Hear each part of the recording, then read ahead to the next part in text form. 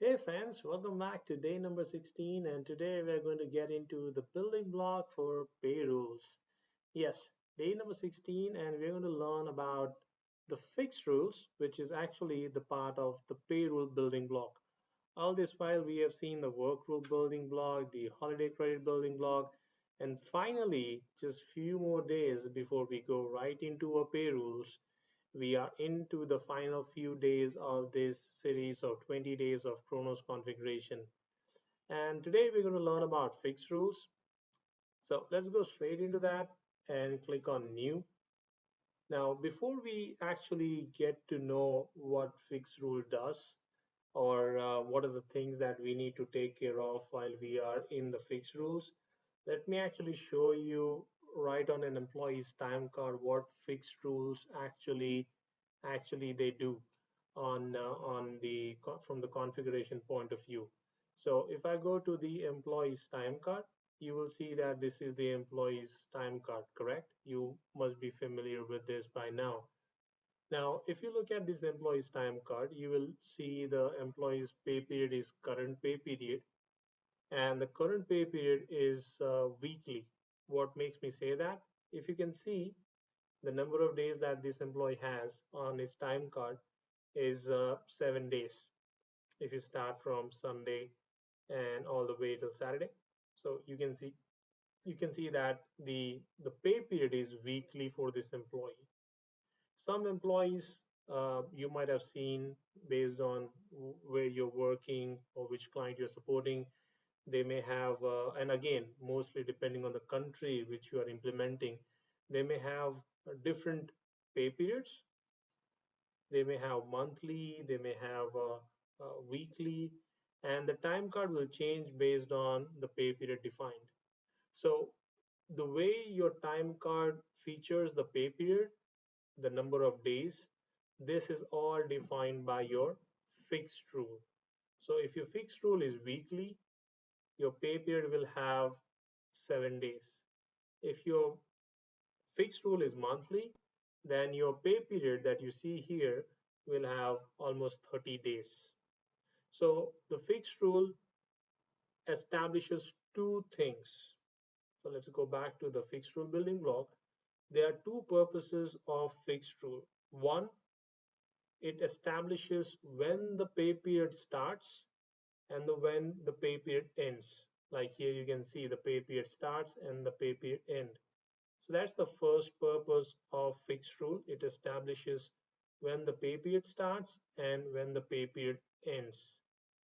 The second purpose of the fixed rule is it defines how your shifts that crosses the day divide are interpreted. Okay, so when your employees work whose work cross the midnight, how the shift should be interpreted. So those are the two main purposes of fixed rule. Having said that, let's go straight into the things that we need in order to create the fixed rule. The first thing is your naming convention. Always follow a naming convention as per your fixed rule. For example, if you are creating a fixed rule which is weekly, as you can see here, this is a weekly pay period. So make sure you name the fixed rule as weekly or weekly fixed rule, or you can just simply name it as weekly as well. If your fixed rule is monthly, then you can name it as monthly. If your fixed rule is bi-weekly, then in the name, make sure you include bi-weekly so that later when you have to assign this fixed rule, then it will become easy. All right. And the other important thing while you're creating a fixed rule is once you do your initial setup of your fixed rule, do not modify or change the existing things within your fixed rules. Whether it is the reference day, the day divide, or all hours belong to options that you have here, do not change that, because if you change anything with the past dated, and it might have some retroactive calculations, or you might have some incorrect data that could also populate on the time card. So the best thing would be to always create a new one in case if you want to change anything for your existing set of employees. All right. So it is the best practice to create a new fixed rule rather than making any changes to the existing one. So always remember that. Okay. So the name, as we said, for example, if you're creating a weekly one, so name it as weekly. Then comes to this option which says pay period type. The first radio button, as you can see, there are three radio buttons. One is for days, then you have semi-monthly, and then you have monthly. Now you might wonder what will happen if I have a bi-weekly pay period. I will let you know. So the days option is actually used for both weekly pay period, like the one that we currently have, at the same time for bi-weekly pay period as well. So if you were wondering why do not we have a radio button for bi-weekly? Because we can simply use the days option. So if it is weekly, then you will just enter 7 for weekly pay period, and if it is bi-weekly, then you will enter 14. All right. So 7 for weekly and bi-weekly will have 14. Okay. And then you have the reference day, right? So if you see what we have here is the current pay period is starting from 131, that is January 31st. So if the reference date, for example, if you're creating it for the very first time, okay, so again, to emphasize, the reference day will be the actual day when the pay period will start.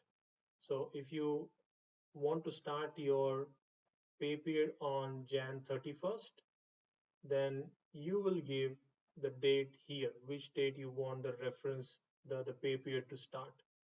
All right. So if you are creating one for weekly or if you're creating one for bi-weekly, then you have to select days and the reference day.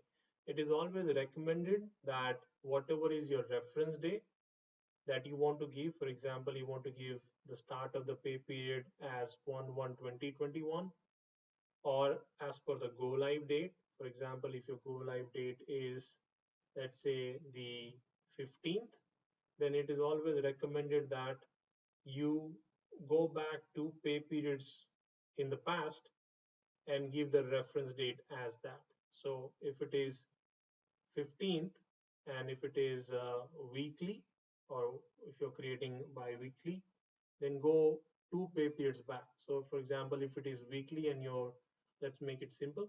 So if your actual go live date or the reference date you want to make it as 18th, then you will go two pay periods back, that is 4th.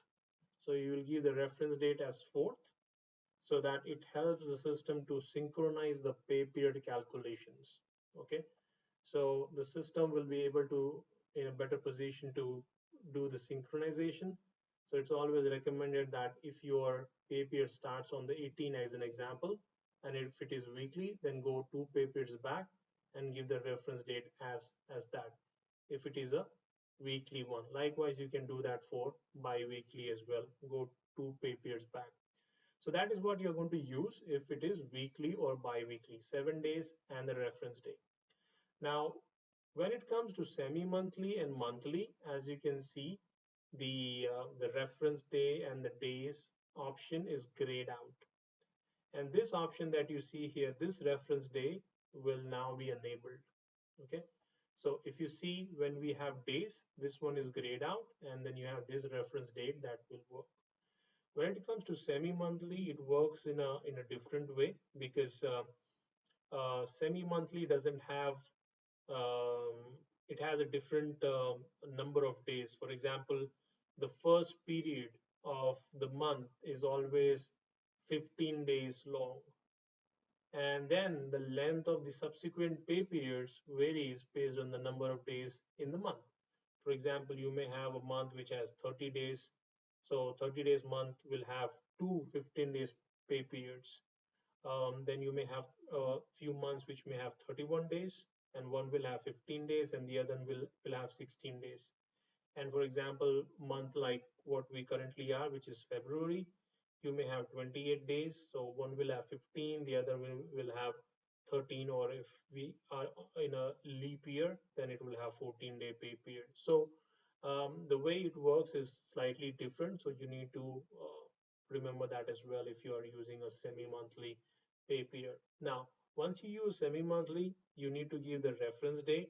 So the reference date will establish when the pay period will begin. Okay. For example, if it is semi-monthly and we are in the month of Feb, and I give the reference date as 1, so whatever is the default 1. So the date, as I mentioned, it will start from first. It will start from the first and go all the way till the 15th. That will be your first pay period. And then your next pay period will actually start from the 16th. Okay, it will start from the 16th and then it will go all the way till the 20th. So that will be your next pay period. So the first pay period will be from the 1st till the 15th, and the next pay period will be 16 till the 28th. So that is one of the examples. Likewise, if you have some other dates, the like if you give here, let's say 10, so your reference day, based on the reference day, the pay period days will change.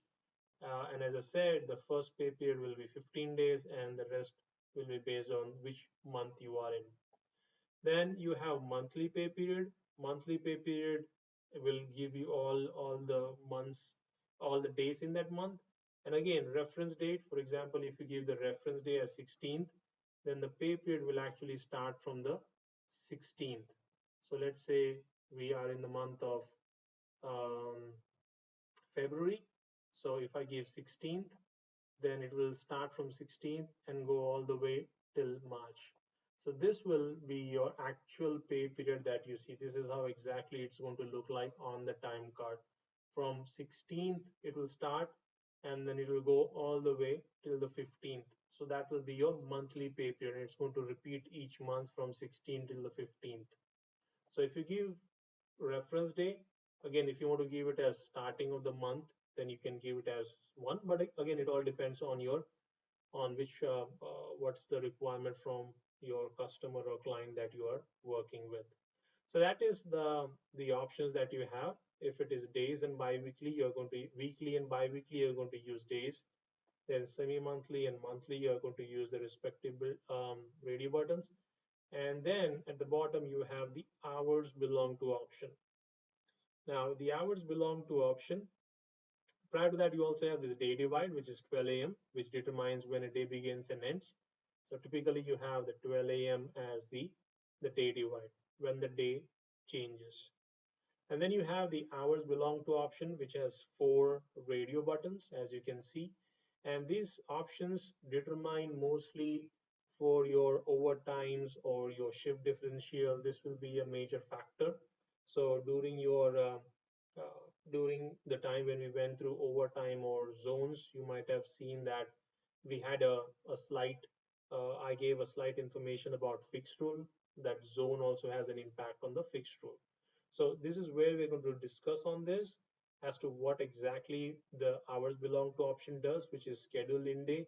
So the schedule in day option is used when again 99% of the time or majority of the time the option that you will be using is schedule in day. What it means is if you have an employee who works in night shift, let's say he works at 7 in the evening and go all the way till 4 in the morning.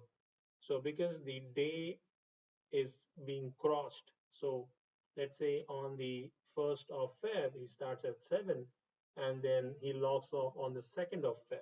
So where should those hours which are on the 2nd of Feb belong to? Should it belong to the 2nd or should it belong to the 1st where he actually punched in? If you have the radio button selected as schedule in day, then all the hours will belong to the 1st. Okay. If you have the radio button selected as schedule out day, then all the hours will belong to 2nd of Feb. So if he starts at 7 a.m. and logs off at 4 a.m., because his out punch, the out day, schedule out day is 2nd of Feb, and all the hours then will belong to 2nd of Feb. If you say day with majority hours, then it will see which day has the maximum number of hours. So you will have from 7 till 12, and then you will have from 12 to 4. So 7 to 12 on day 1, that is 1st of Feb, and from 12 p.m., 12 midnight to 4 a.m., whichever days has the majority of the hours, it will put those all hours in that particular day. So if first has maximum number of days, then it will put all those hours on the first. Then finally, if day actually worked is the option selected, then it will split those hours from 7 to midnight and from midnight to 4. So those hours will be split between each day. So um, first we'll have the number of days that employers work on the first, and for the 4 hours that the employee has worked on second, it will have those number of days. Now the impact that this will have is mostly on your overtimes and mostly on your zones, especially on your zones or shift differential, as we have seen while working on the zones. Now, as I said, majority of the time, the option that you will select is schedule in day. You can also confirm with your customers that you're working. So the schedule in day option uses the shift start to allocate the hours worked, and whatever the shift start worked hours the employee works, that will be in based on the in punch of the employee. So fixed rule plays an important role in giving a right calculation for that month. If your fixed rule is not correct, then the totals and the values or the pay codes that will be generated and which will show the hours might give you the incorrect value.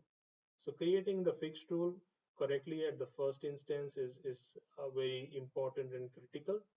And also remember the few things that I mentioned earlier, that do not change any settings in the fixed rules once it is created. Do not modify. Always create a new one. And then for bi-weekly and weekly, you will use days. And for semi-monthly and monthly, you will be using these options that you see here. And whatever you do create here, once created, you will assign that under the payrolls, which we will see on the final day of this 20 days of Kronos configuration series. All right. So I hope you found this information through this day 16 video informative. If you think so, please give me a like. Please share your feedback through the comment section. And if you want to continue to learn more about Kronos, please do subscribe. And if you would like to know or have any suggestion for the upcoming topics, please do share them through comment section as well. Thank you so much, and please do take care of yourself, and I'll see you again soon.